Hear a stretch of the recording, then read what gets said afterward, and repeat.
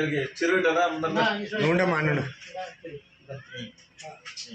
గట్టి మాట్లాడమ్మా. అందరికీ నమస్కారం. నేను భాస్కర్ శెట్టి భార్యను. మాకు వైశ్య కుటుంబాలు పుట్టినామని కానీ వ్యాపారం తప్ప వేరే ఉపాయం లేదు, వేరే ఆలోచన లేదు. వ్యాపారం చేసుకుంటాం, బతుకుతున్నాం అంతవరకే. 1983 సంవత్సరం నుంచి తెలుగుదేశం పార్టీలోనే ఉన్నాం. నా పెళ్ళైనప్పటి నుంచి కూడా ఇప్పటి వరకు అదే పార్టీలో ఉన్నాము, వేరే పార్టీ మారలేదు మేము అసలు.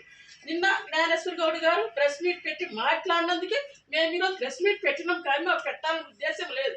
ఏదో మా కడుపులో బాధ ఎస్పీకి వాళ్ళకి రిపోర్ట్ ఇచ్చినాం, అంతవరకే ఉంటుంది. ఆయన నిన్న పెట్టినందుకే మేము ఈరోజు పెట్టాల్సి వచ్చింది. ఆత్మకు పెట్టాలనే ఉద్దేశం కూడా లేదు. మేము మీ గంటల వయసులో పెద్దోళ్ళం, కానీ ఇది ఇలా దుర్భాష వాడు వీడని మేము విన్నామని మీ ప్రెస్ మీట్ నిన్న మేము మాట్లాడము. మాకు అవసరం లేదు, మాకంటే చిన్నోడివే వయసులో, కానీ మేము అట్లా మాట్లాడము. మా మధ్య తోటోడు మాకంటే చిన్నోడైతాను. నువ్వెవరు అసలు మా పొలంలో రస్తా వేయడానికి? అధికారం ఉన్నోళ్ళు వచ్చి ఎవరైనా డిపార్ట్మెంట్ వాళ్ళు అడుగుతారు, నువ్వెవరు వేయడానికి మాకు వచ్చి? అసలు వచ్చిన రోజులు భోంచేది కూడా భోంచేయలేదు అసలు. ఆ రోజు రస్తా వేస్తున్నారు కళ్ళగా, అసలు నెల రోజులు అయితే బాగా సరిగ్గా భోంచేయక. ఇవన్నీ మాకు అవసరమా? మేమేమో నువ్వేదో తోడుతున్నాము, నీ పొలాల గురించి నీ వ్యాపారం తోడుతున్నాం. ఏదో ఈ సంచుల వ్యాపారం చిన్న చేసుకుంటే బతుకుతున్నాం. మాకు ఇన్ని ఏళ్ల నుంచి 26 సంవత్సరాలు 98లో రిజిస్టర్ అయిన పొలం. ఈ 2 ఎకరా 2 పొలాలతో మాకు ఏ ఆస్తులు లేవు. ఏదో మా ఆదాయంతో పిల్లలు పెళ్లి చేసుకున్నాము, కొడుకు చదివించుకుని ఉద్యోగం. అంతవరకు మాకు ఏ ఆదాయాలు లేవు, మేము వేరే దగ్గర పాల్పడలేదు. మేము మాకు ఇదే చాలు, ఇంతవరకు మాకు సంతోషం. దౌర్జన్యంగా వచ్చింది కూడా కాకుండా కోమిటి పెళ్ళాంది, కోమిటి కులాన్ని ఇన్ని చూసినా అవసరమా? మేమేమైనా మీ కులాన్ని ఏమన్నా అన్నామా? మేము ఎప్పుడన్నా ఏమైనా చేసినామా? డబ్బులు ఇస్తే మాకు రారా అంచరులు మాకే వస్తారు. ఎవరికన్నా ఇది పోరా అది రాకపోవడంటే ఎవరైనా అంటారు, కానీ మాకు అలాంటివి అవసరం లేదు. మాకు అసలు అలాంటి పద్ధతులే లేవు. లేచి తినడం, పోసుకోవడం, పోజు చేసుకోవడం, వ్యాపారం చేసుకోవడం అంటే మాకు కావాల్సింది. మాకు వేరే ఉద్దేశం అసలు లేదు. చూసినప్పుడు బయటకు ఎక్కడికైనా వచ్చినాము చేసినప్పుడు మీకు అంతా చూసే ఉంటుంది మమ్మల్ని. అసలు అలాంటి ఆర్డర్ తీసుకోవడానికి నువ్వెవరు? పోలీస్ డిపార్ట్మెంట్, రెవెన్యూ డిపార్ట్మెంట్ ఏమైనా ఉంటే నోటీస్ ఇస్తుంది. 26 నుంచి ఎవ్వరు మాకు ఏ నోటీస్ ఇవ్వలేదు.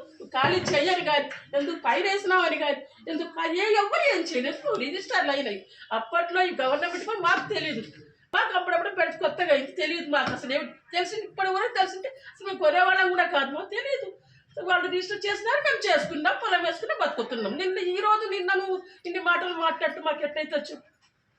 మేము ఇంట్లో మనశ్శాంతిగా ఉండాలా లేదు? మేమేమైనా మిమ్మల్ని అంటే మీరు చెప్పండి. మా భార్యను అన్నారు, మా పిల్లల్ని అన్నారు. నువ్వు లక్షల పోసి పెళ్ళిళ్ళు చేస్తున్నావు, లక్షల పోసి చదివిస్తున్నాడు కొడుకున్నాడు.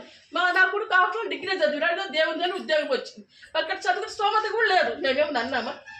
చెప్పు. 2009 నుంచి ఎంత ఆస్తి వచ్చింది? నువ్వు మాకంటే చిన్న ఇన్ని ఆస్తులు ఎక్కడ వచ్చినాయి నీకు అని మేమేమన్నా అన్నామా? 2 ఎకరాల పొలం వచ్చింది.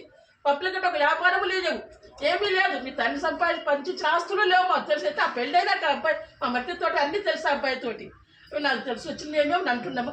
మాకు ఇంతలోనే బతుకుతున్నాం కదా. మేము ఎవరి జోలికైనా వచ్చినామా? ఎవరికైనా వచ్చినామా? నాకు పొద్దున్నేస్తే కర్నూలు పోతే జాబ్ చేసుకుని వస్తాడు. అంతవరకు ఏమి కూడా మాకు ఎందుకు మా జోలికి రావడం? ఏమన్నంటే ఈ మాటలు మాట్లాడతారు. చంద్రబాబు, పవన్ కళ్యాణ్ గారు మాటలు పడవ లాంటి ఆట వాళ్ళ చేతిలోకి తీసుకుంటారా? చెప్పు. తీసుకోకూడదు కదా. వాళ్ళేమన్నా ఉంటే ఇవ్వాలి అంతవరకే. మాకు 2 పొలాలు తప్పితే ఏ పొలాలు లేవు. ఈ 90 ఏళ్ళు రిజిస్టర్ అయినాం. 26 ఏళ్ళ నుంచి పొలాలు మేము అనుభవిస్తున్నాం. పంట వేసుకొని ఏదో చేసుకొని అనుభవిస్తున్నాం. 26 సంవత్సరాలు. ఇప్పుడు కాదు, ఈరోజు వచ్చింది కాదు మాకు. ఈ 565 బార్ ఏ సర్వే నెంబర్లో ప్రభుత్వానికి సంబంధించి కేవలం 11 సెంట్లు మాత్రమే. అది ఎన్నిసార్లు మేము చూపించినాను. మాకు నీకు రస్తా కావాల్సి ఆయన సుబేత దగ్గర నుంచి రస్తా ఉంది, అక్కడి నుంచి తిరగాలి. మధ్యలో రస్తా వేస్తే అది ఎంత మేము బాధలోనేమో మాకు తెలుసు. ఇంట్లో అవన్నీ నీకు అవసరమా? మేము మీ బాధ బట్టి బాధపడుతున్నామా? మేము నిన్నే చేసుకుంటే మేమన్నా అంటున్నామా? మిమ్మల్ని ఏమన్నా అధికారం ఉందా? చెప్పండి. లేదు కదా మీకు అధికారము. మా కాలేజ్ నేను ఇప్పించినా మన ప్రెస్ మీట్లో చెప్తున్నాడు. ఎవరు ఇప్పలేదు. వాళ్ళు వచ్చి అడిగినాడు.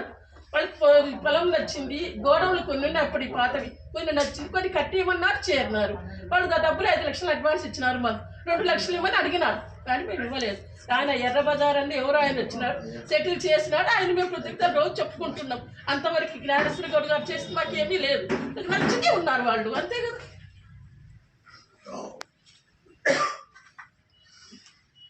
ఆయన పంచాయతీ కొడుతున్నప్పుడు ఎన్ని కట్టలు నా కొడుకు తెప్పించుకొని పంచినాడు. డబ్బులు 20 రూపాయల కట్టలు, 50 రూపాయల కట్ట బ్యాంక్ నుంచి తెప్పించుకొని పంచినాడు. ఏమంటే మందికి తెలియదులే బయట కథలు అన్నాడు. కానీ వాటిలో కూడా మేము కొట్లాడుకోలే ఇంట్లో. తర్వాత చెప్పినాడు ఇటు పంచినాను చేసినాను, నేను ఇద్దరు ఫ్రెండ్షిప్గా ఉన్నాను కదా అని కూడా అన్నాడు. ఎన్నిసార్లు తెచ్చి ఇచ్చినాడు అక్కడికి, అసలు ఎట్లయినా కూడా చెప్పలేను మాకు. ఇంత మా ఇంట్లో 2-3 రోజులు స్నానాలు చేసినారు, పడుకున్నారు. ఇంకోసారి భజన చేసినప్పుడు మా ఇంట్లో నుండి పళ్ళ అన్నం వెంటనే వాళ్ళ గోందాలు పట్టబడి కూడా పెట్టినాము. అప్పుడు భుజం మీద చేతులు వేసుకొని తిరిగిరాన్ని అన్ని సంవత్సరాలు. ఇప్పుడు ఎట్లా మేము చెడ్డోళ్ళమైనా నీకు ఏమని మీ దాంట్లోకి వచ్చినామా, నీ స్థలాలు పొలాలు ఆక్రమించుకున్నామా, మీ పెద్దల ఆస్తులు ఏమని మేము అడిగినామా, ఇప్పుడు ఎందుకు చెడ్డ అయినాడు? పంచాయతీ పడి నిలబడితే ఏమో ఆయన వద్దన్నావు, ఆయన నిలబడతానన్నాడు. దానికి నువ్వు అంతా చేస్తే ప్రతి మనిషికి కోరిక అంటూ ఉంటుంది. ఆయన నిలబడవాళ్ళు ముందు మేము చెప్పినా వద్దన్నాం, నిలబడతాను ఇన్ని చేస్తున్నాడు, పైకి రాకూడదు, నిలబడకూడదు, భాస్కర్ శెట్టి గారు ఇన్ని చేస్తున్నావు. ఇన్ని రోజులు చేయాలి అసలు నువ్వు, ఇప్పుడే చేస్తున్నావు ఇవన్నీ. 2020 సంవత్సరంలో మా డోన్ బాబుకి ఫోన్ చేసినాడు, మా మర్దికి ఫోన్ చేసినాడు, వెలుగుర్తి మా నారాయణ తెలిసి కిరాడ మీరు జంబయ్య నారాయణ బాబు ఫోన్ చేసి, మీ భాస్కర్ శెట్టి మీ తమ్ముడు నాకు ఇట్లా ఇస్తాను, పొలంలో వాటా ఇస్తాడు, ఈ చెప్పిన వాటి ఇవ్వకపోతే తీవ్ర పరిణామాలకు గురవుతాడు వాళ్ళందరూ చెప్పినాడు ఫోన్ చేసి. వాళ్ళు మాకు ఫోన్ చేసి, ఏందమ్మా ఇది వినడానికి విరుద్ధంగా ఉంది, మీ పొలంలో ఆయన భార్య వాటా ఎందుకు ఇస్తారు, మాకు దండిగా ఎకరాలు ఉండకుండా ఇంతే కదా, అది ఇది ఏమున్నాయి మాకు ఏం లేవు, ఎక్కడైనా ఉంటే కూడా చూపించండి, ఒకళ్ళు ఎక్కడ వేరే ఉంటే కూడా మాకు అని వాళ్ళు ఫోన్ చేసినారు మాకు. అంటే బాబు నువ్వు ఎట్లా అయినా నువ్వు అనలేవా, ఇక సొంత అన్నదమ్ములే ఒకరికొకరు పంచారు, ఎవరి సంపాదన వాళ్ళకి అన్న రోజులు మాదంటే ఆయన భారత మేము ఎట్లా రాసిస్తాం బావా, దూరంగా మీకు ఫోన్ చేస్తాం అవి వీడియో అక్కడ మా ఆయన దగ్గర వాళ్ళ ఫోన్ చేసి చెప్పాడు, తీరు పరిణామాలు గురైతే చూడు మీ తమ్ముడు చెప్పిన వాటి వినడం లేదు అని అంతా ఫోన్ చేసి మా బావగారు మా మరిది అడుగుతున్నారు. ఏంది మాటలన్నీ అవసరమా నీకేమన్నా, మేమేమి చూస్తున్నాం, ఏం తూర్చలేదు కదా. అందుకే మా ఆయన ఇంకా రక్షించుకోవడానికి జాగ్రత్తలు తీసుకోవడానికి ఆయన పడుతుంది. సంవత్సరం ఫోన్ చేస్తారు, తెల్లవారుతో ఫోన్ 4 గంటలకు రావాల్సి వస్తుంది. ఒక్కొక్కసారి వచ్చినప్పుడు ఇంకేం చేస్తాము. 2009 నుంచి ఆయనకి 8 ఎకరాల ఆస్తులు ఉన్నాయి, మాకున్నది 26 సంవత్సరాల నుంచి. మా పెళ్ళైనప్పటికీ 2 ఇంతే, మాకు ఏ ఆస్తులు లేవు మాకు. ఇది కూడా ఆస్తి కాదు, ఇది కాదు, మీ పేర్లు పెడితే మేము ఎట్లా చేయాలో చెప్పు.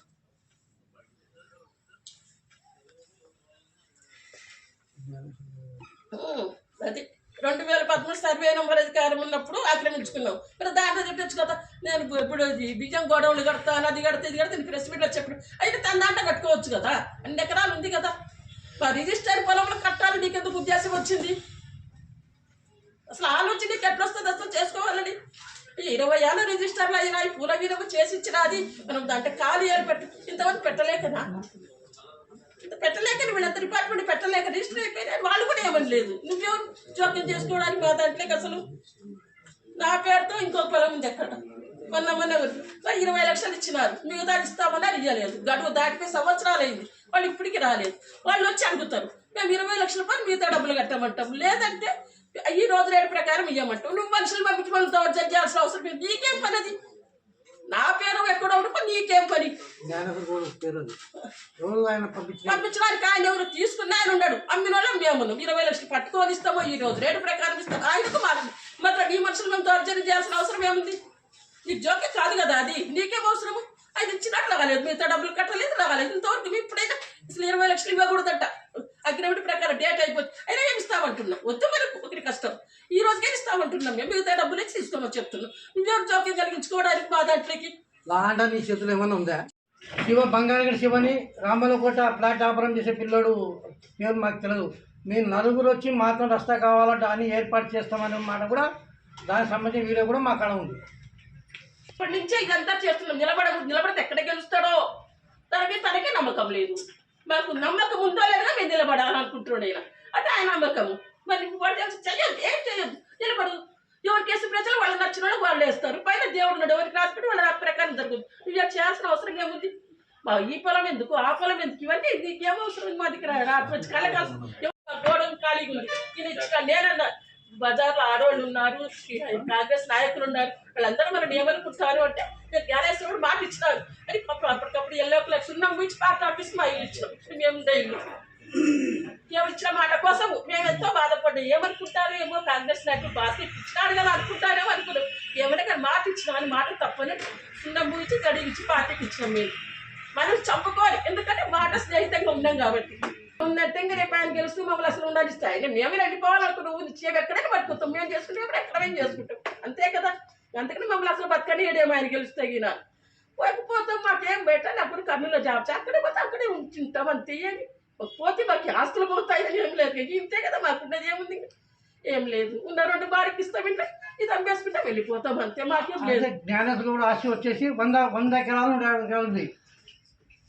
100 నుండి 150 ఏమన్నా ఎకరాలు ఆయన సంపాదించుకున్నందుకు మీరేమనుకోకుండా మీరు ఏదైనా మీరు సబ్మిట్ పెడితే నలుగురికి ఉపయోగకరంగా మంచి చెడ్డ ఆలోచించి చెయ్యండి. మీరు మాకు అన్నగారితో సమానం, మీకు చెల్లెలతో సమానం. న్యాయం ధర్మ పరిశీలించండి కదా, ఒక్కటి మేమేం కోరుకో, మాకు కావాల్సింది అదే. ఎప్పుడైనా న్యాయంగా ధర్మంగా ఉంటే అందరం బాగుండాలనుకుంటాం. ఇప్పటితో ఆయన ఉంటాడు ఏమన్నాడు, ఈ ఊరంతా ఎంతో ప్రశాంతంగా ఉంది అది ఏదో అన్నాడు ఒకసారి నన్ను వీడియోని. ప్రశాంతంగా ఉండాలంటే మా జోలికి రావద్దని చెప్పు, నీవు ఉన్న ఎకరం నువ్వు కాపాడుకో, మాకుండా నేను పైరు వేసుకుంటే మేము బతుకుతాం. మాకేమైనా తిట్టాలా చేయాలి, మా కోరికలు అయితే ఏమి లేవు.